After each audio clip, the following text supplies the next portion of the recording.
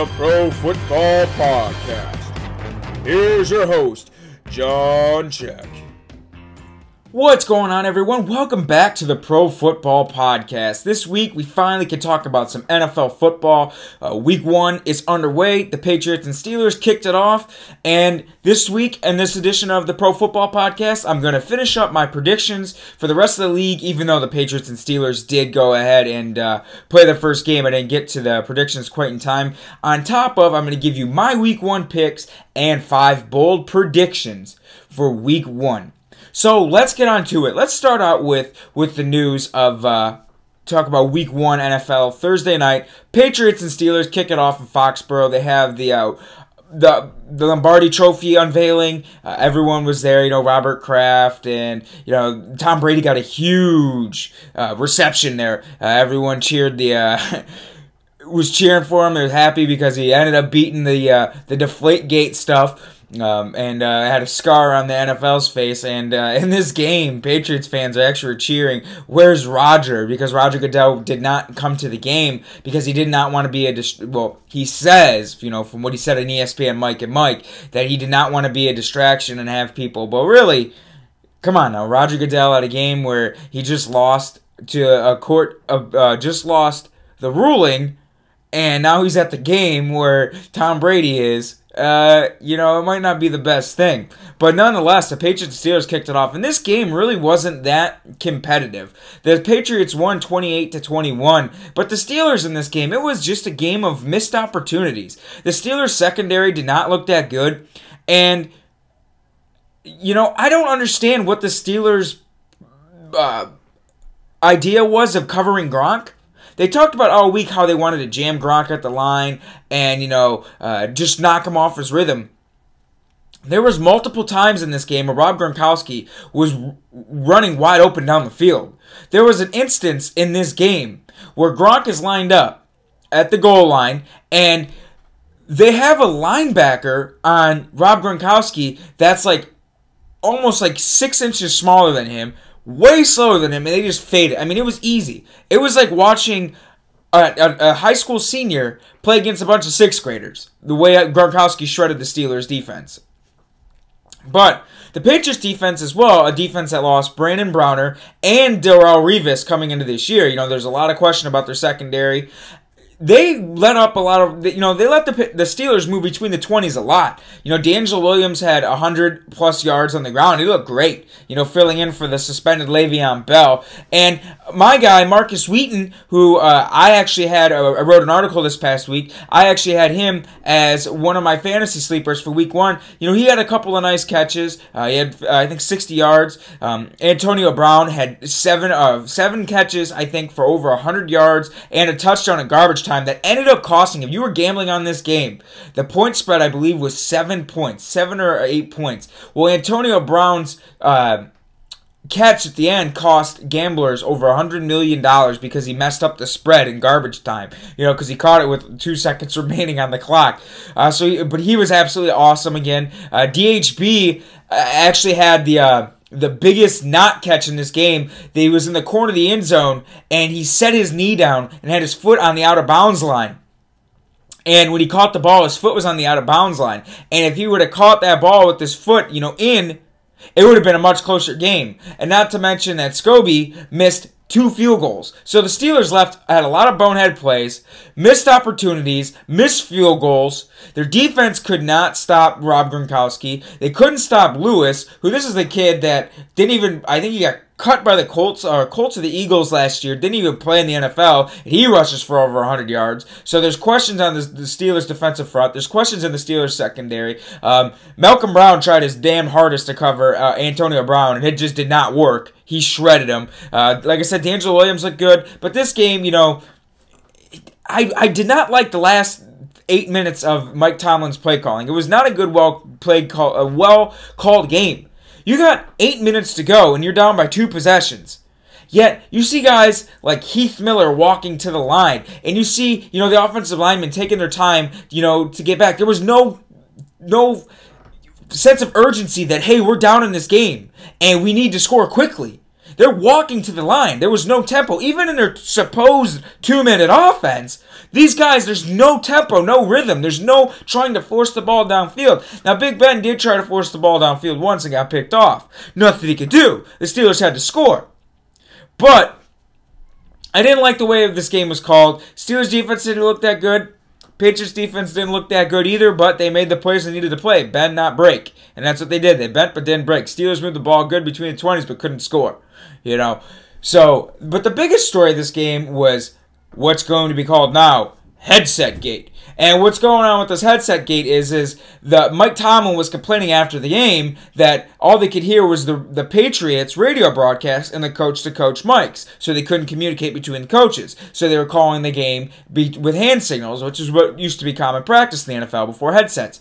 Well, in the rules in the NFL, if one team's headsets can't work, the other team's headsets can't work. Well, I guess every time league officials, according to a Steelers article, now take this with a grain of salt, it's a Steelers article here. It's a hometown Raider eating, the hometown, drinking the hometown Kool-Aid a little bit. Every time a league officials would go over to the Steelers sidelines to try to fix the problem, they would they'd get it working, and then, the Patriots would, they could use their headsets again.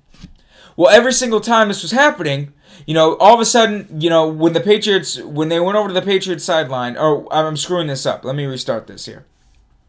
Every single time they went to the Steelers sidelines, all of a sudden their headsets would clear up. That way the Patriots didn't have to not give up using their headsets. So every single time league officials were down there, their headsets would clear up, but as soon as they leave, their headsets would start getting the Patriots broadcast again. Now, everyone's sitting here trying to say that the Patriots are cheating. And I think it's actually kind of sad that, anything that happens in Foxborough or around the Patriots, is going to be considered cheating. A lot of people are going to sit here and try to crap on what the Patriots have done and their accomplishments. And I'm not one of these people that, I can't stand when fan bases try to find excuses for their losing. So Rob Gronkowski shredding your linebackers and running open free, and the open is because you can't talk on your headset?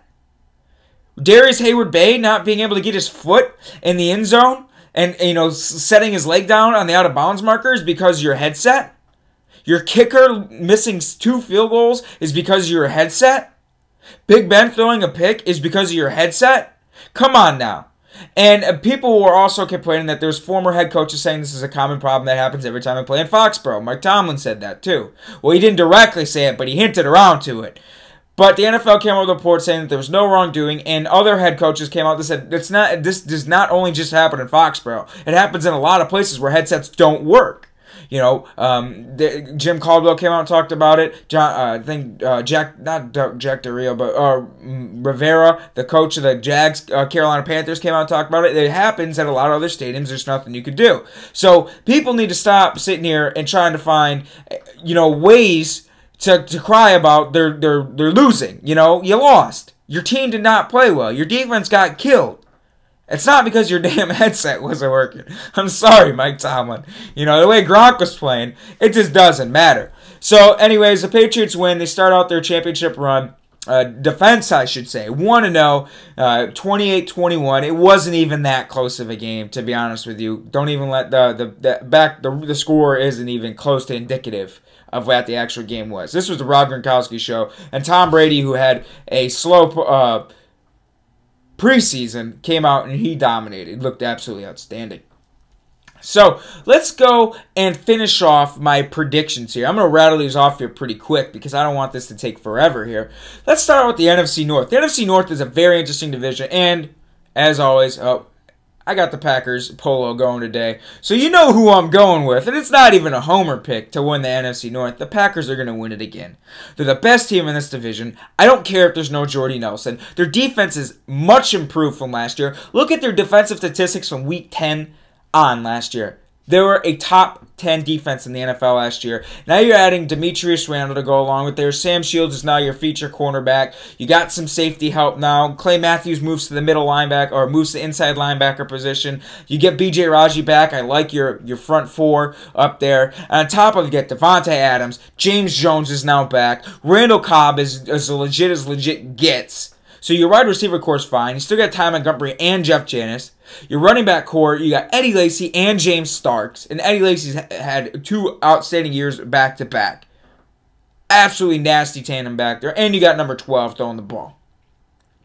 13-3 at the worst for this squad. They're a great team. And Rodgers could be looking at another MVP again. Even though Gronk might have something to say about that. That man's playing like a beast. Now, my second team to finish in second place is the Minnesota Vikings. And this is a surprising team. A lot of people here in Michigan are kind of sleeping on the Vikings. They're drinking that Lions Kool-Aid, not realizing how good the Vikings are. Last year, Teddy Bridgewater played really well. He was the best out of all those rookie quarterbacks last year, out of the Bortles and out of the Manziels. He looked the best. Now you're adding, Adrian Peterson to the mix to go with Matt Asiata, and then Wallace, and you got Cordell Patterson. You got a nice little squad there. And on top of the Vikings defense last year, that wasn't no slouch defense. They were a good team. I really like the Vikings this year to finish in second place. They're a sneaky good team. Now there's question marks about them. How is AP going to be after a year off? Eric Dickerson and Marshall Faulk is saying no. A year off, that's great for him. That's fresh legs. There's no rust there. Well, AP's on the other side of 30 and hasn't played in a year, and he's had an ACL injury in the past. I know you get some time off, but I don't know, man. A year off, past 30, you start to lose a step eventually there in the NFL. I'm up in the air on him. I think he can be an elite back, top rusher in the NFL? You bet I do. But it could go the other way, too. Year off, didn't play, who knows? He could come back and lost a step. He's past 30. That's what it is in the NFL. It's weird. You hit that threshold mark, especially for running backs. Your prime isn't that long in the NFL. So it could go either way with him. And then I got the Lions finishing third. I think with the loss of Ndamukong Suh, no DeAndre Levy to start week 1. He's questionable. Actually, they initially thought he needed surgery, but it's been ruled he's not. No DeAndre Levy. I like Golden Tate Calvin Johnson. Calvin Johnson said he's just as good as he's ever been, even though he's on the wrong side of 30. Matthew Stafford's a guy that's inconsistent. I read an article on Pro Football Focus, and it was the truest thing a guy said, that Matt Stafford is nothing but Drew Bledsoe. And I was thinking about it. Man, this guy is absolutely right, because Drew Bledsoe could win some games. He'd show flashes of brilliance with the arm strength, the accuracy. And then he'd have games where he's garbage. He was terrible. He was absolutely terrible. And I was like, this is the most dead-on comparison I've ever heard of Matt Stafford. Drew Bledsoe. And he's not wrong. So, I know they got Haloti Ngata and all that other stuff, and they got Manny Ramirez on the offensive side of the ball again. But something? I think you take a step back. They're not as good as they were last year. I think they're a third-place team. Maybe could fight for a wild card. Maybe. I don't know. I'm just not high on the Lions. I'm not drinking the Kool-Aid. There's no way they can replicate what they did last year. Now, the Chicago Bears, I don't even need to go in any depth on this team. They're going to finish last. They're not good. They're not good at all. The only thing I care about the Chicago Bears is I got Matt Forte on my fantasy squad. That's about it. Their defense was terrible. Alshon Jeffrey's always hurt. He was questionable, but I think he's going to play this week 1 against the Packers. Their defense isn't great. Jay Cutler is just... Bears fans can't stand him, and I'm surprised he's even on the team still anymore. I mean, he's owed a lot of money, and it was one of the dumbest moves the Bears ever did was lock him up long term. So they're definitely a last-place squad. AFC North, this is an outstanding division, easily the best in football. You got 4 competitive teams. Even the Browns last year, they were over 500 for a good chunk of last year before they really slumped off, before Brian Hoyer blew up in the second half, and they ended up having Johnny Football for a couple of games back in there. But I'm taking the Ravens to win it. After what I saw the Steelers showing against, how the Patriots, they let a guy who last year wasn't even in football run for over 100 yards on him, and the way Gronkowski shredded him. Don't get me wrong, I know Gronkowski's a freak of nation, but the way Gronkowski shredded him, their defense just has a lot of questions. They're a young defensive team. Their defense has a lot of questions, and I think that might hold them back from winning this division. I like the Ravens. I like the Ravens' defense more. I like Joe Flacco. Justin Forsett had a great year last year. I think that the Ravens will win this division. Steelers, I think, are going to finish in second place. I do think they're better than the Bengals once you get back Le'Veon Bell. That is a huge piece to have back in your lineup. So I like the Steelers to finish second. I think once you get back Le'Veon Bell, he's really going to open, up some things, even though D'Angelo Williams, if he can stay healthy, that's going to be a nice tandem in the backfield. So I like the Steelers to finish second. I like the Bengals to finish third. They're that team, you look at them like, yeah, they're a good team, but, Andy Dalton can't win big games. He's never won a playoff game. He can't win a primetime game. Just go back and watch that game between the Browns and Bengals. I think it was on a Thursday night football game. Andy Dalton had statistically the worst game ever in Cincinnati Bengals history. Ever. He was just bad. He can't win a prime time. But I do like their defense. I do love A.J. Green. And Jeremy Hill was absolutely great last year. And then you got Giovanni Bernard. So I like them. And then you got the Browns that finished dead last in the cellar. I don't like Josh McCown whatsoever. Johnny Manziel, he didn't even play hardly at all in the preseason because he was nursing an injured arm, but he's been cleared to play, and he says his arm feels fine. So who knows how long the McCown show lasts, because that guy got paid solely on a good, 6 weeks with the Bears, to go to the Bucks last year. Now he's on the Browns. I don't like him whatsoever. Hopefully Johnny Manziel takes over soon because I like Johnny football more than I like McCown. But, their defense, Joe Hayden's a stud, but he's about it. I like their offensive line. Their offensive line is one of the best in football, and I'm interested to see what Duke Johnson does this year for the Browns. So that's going to be nice to see, but they're a last-place squad. I just don't see them even replicating the start they had last year. NFC East. I got the Eagles winning this one. Now, I know what the Cowboys did last year, and I know how good their offensive line is, but their defense is terrible. They lost Scandrick, their best cornerback for the year. It's just a big blow. They didn't even have that great of a defense last year. They were just good enough. I know how good their offensive line is. Ask DeMarco Murray about that. And I know that they got Michaels from Seattle. Now they got to go along with Randall and McFadden. So they got a trio of running backs back there. Who's the number one? That's yet to be determined. I love Des Bryant as well. But, I just going to be a lot of questions this year because now Tony Romo doesn't have that safety blanket of DeMarco Murray to give the ball to because DeMarco Murray had like 400 touches last year. That's going to go down a little bit, even with the trio of running backs. You're going to force Tony Romo to throw the ball more than he did last year. And once that happens, picks tend to happen with Tony Romo when he's got to throw the ball a lot. He's got that offensive line to protect him, yes. Give him time, yes. And he's got Dez out there, yes. But that defense isn't good. I don't like the running back cores nearly as much as I did with DeMarco Murray running the ball. And, he's going to be throwing the ball more. So, I'm just not that high on the Cowboys. I'd take the Eagles. I know the Eagles got Nelson Aguilar and, Jordan Matthews is going to be a guy that could have a potential big year. Now there's no Jeremy Maclin out there. And then they got DeMarco Murray at running back. And on top of it, they still got Darren Sproles and Ryan Matthews. So they got a nice running back core back there. Their defense... It's improved, even though that secondary had a lot of... They got burned quite a bit last year. The Eagles secondary wasn't great last year whatsoever. But I still like them to take the division. This Chip Kelly offense, and I like the way Sam Bradford looked in preseason. They were shredding teams. Absolutely shred them in that fast tempo offense. So, I think I like the Eagles to win this division this year. I got the Cowboys finishing second. I got the Giants finishing third. That team... Their defense isn't good. They're not going to have JPP for the first couple weeks, and who knows how good he's going to be, minus a couple of his fingers when he comes back. There was rumor that they were going to go after Cam Chancellor, but Seattle really doesn't want to trade him. You can't blame him because Cam Chancellor is an absolute monster. And then Eli Manning, this guy's 34, just got a contract extension, but he's always been that guy that he's always been on, is he elite because he's got a couple of Super Bowl rings, and but he throws a lot of picks. But, you take away his 5-interception game he had last year, he had a pretty good year. He had 31 touchdowns, and I think it would be 10 interceptions, minus the one awful game he had with the 5 picks. But, this is a team that just hasn't been consistent. They haven't been in the playoffs in a while, and I just don't like them that much. Now, I do love Odell Beckham Jr., and once they get back Victor Cruz, hopefully he's healthy, that is a nice offensive tandem to have. That's an absolute elite wide receiver core to have right there. But Eli Manning isn't Aaron Rodgers. I mean, how much can he carry a team and how many touchdowns could he possibly throw to outscore teams based on what his defense is going to do? So that's my biggest question. That's the reason why I like the Giants third. The Washington Redskins, there's no way to elaborate. That team is just a complete influx right now. I mean, they're a mess. RG3 finally gets cleared to play. He's not even sure if he's second on the depth chart. Jay Gruden won't announce it yet, so he might even be backing up Colt McCoy. So, I mean, that's... Ugh. The Redskins' defense last year wasn't too bad. They're middle-of-the-pack defense. Alfred Morris, as a guy, gets 1,000 yards every year. So he's Mr. Reliable back there, but he's kind of inconsistent at times in the backfield. But Kirk Cousins, we saw what this guy could do last year, and it wasn't pretty at some points whatsoever.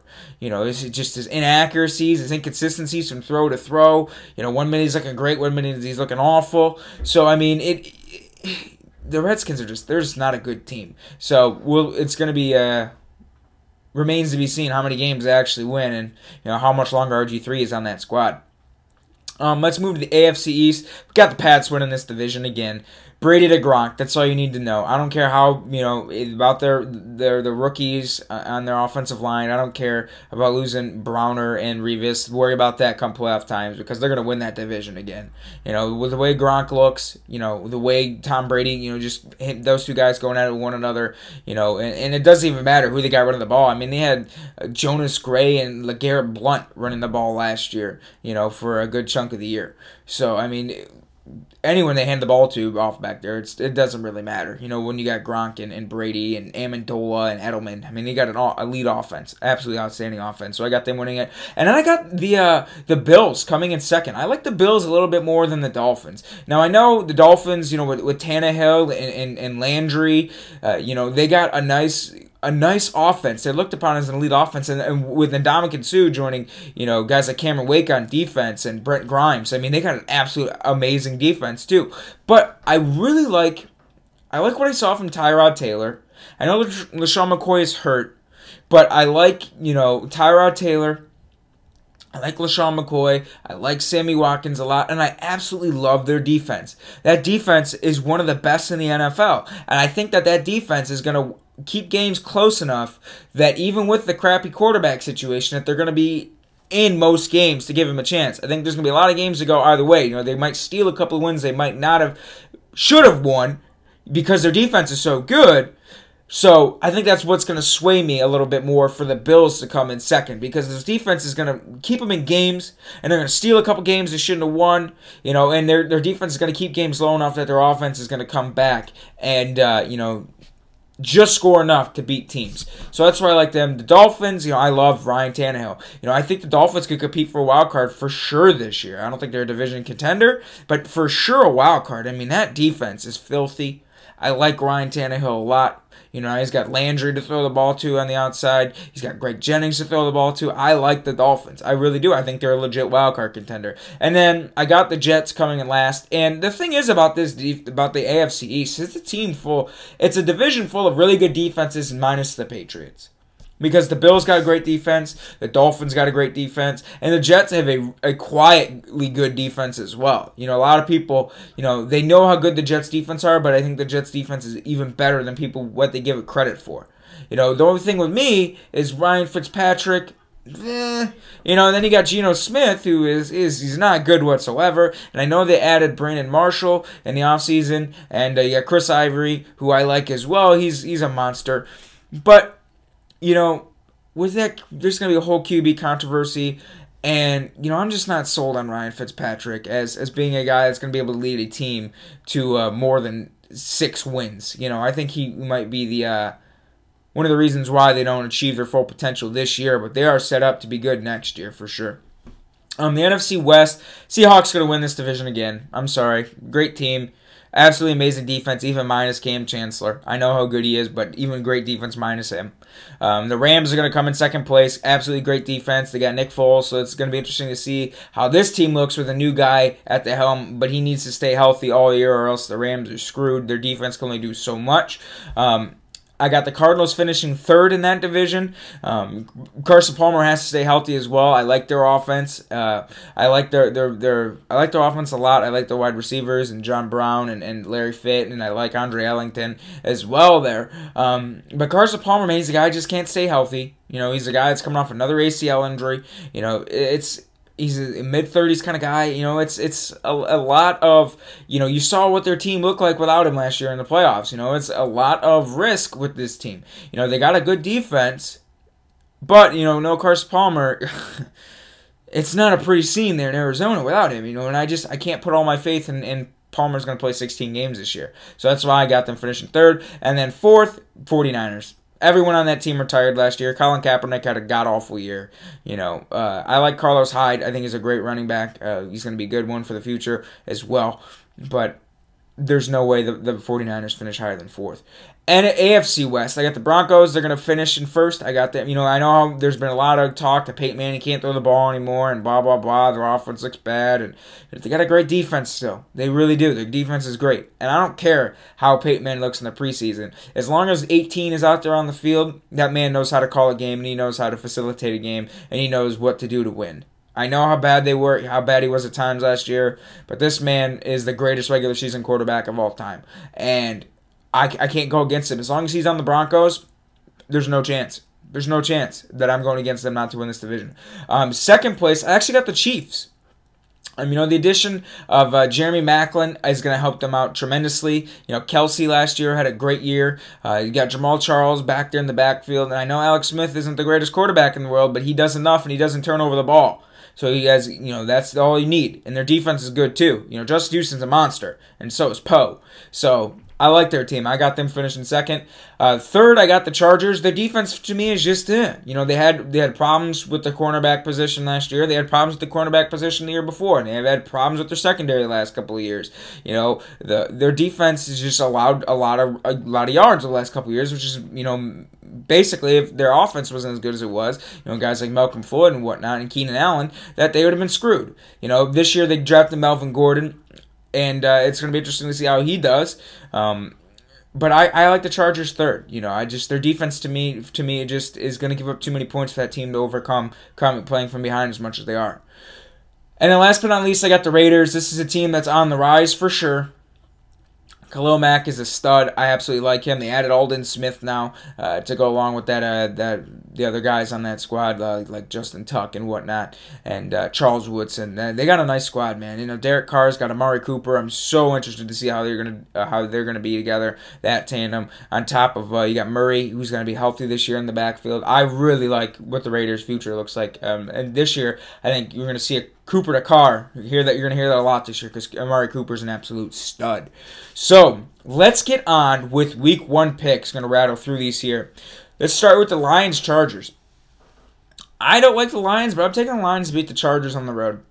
Calvin Johnson, Golden Tate, that's just a lot to cover with the team with a bad secondary as the Chargers possess. And on top of, I like, the Lions running back core of Bell, Reddick, and Abdullah. Abdullah is listed as 3rd on the running back chart, but I think he's going to get some touches this week, and he's gonna wreak havoc because he looked good this in preseason this year. So I think the Lions are going to start out the year 1-0, believe it or not, on the road. I like them to beat the Chargers out there. And I know the Chargers are a good home team, and I know the Lions don't typically play good on the road, and Matt Stafford doesn't typically beat teams with over 500 records. But I like the Lions to beat them in San Diego. Next game, we got Packers at Bears. Jay Cutler's beat the Packers twice in his entire career. Basically, it's going to be how many points they lose by, 14 or 21. Watch Devontae Adams have a great game this week. Watch for James Jones. Basically watch the entire Packers wide receiver core and Eddie Lacy because they're going to run wild over them. Last time these two teams met up at Soldier Field, Aaron Rodgers had 4 touchdowns at the half. Or 5 touchdowns at the half. So, yeah. Next game is Chiefs at Texans. I'm actually going to take... This is a hard one. Because, you watch that Hard Knock series, you kind of get attached to the Texans. But, something? With Brian Hoyer at quarterback, I like DeAndre Hopkins. I like their defense with J.J. Watt. I'm going Texans to upset the Chiefs at home. I don't think that could really be too much of an upset, but I think I'm going to go Texans to knock off the Chiefs at home. Browns at Jets, taking the Jets. Like I said, I'm not a fan of Josh McCown whatsoever. And then you got Colts at Bills. And a lot of people are underrating this game because you know how good Andrew Luck is, but they're undervaluing that Bills defense. And Luck is a guy that is prone to making some picks, throwing some INTs. So the Bills are going to make this a close game, but I'm going Colts over Bills. Dolphins at Redskins.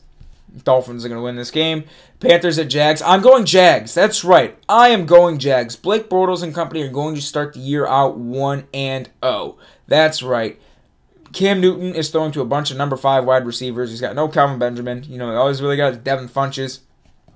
I'm going to take the Jags to win this one at home. Blake Bortles looked great in the preseason. Let's see how he starts out the year.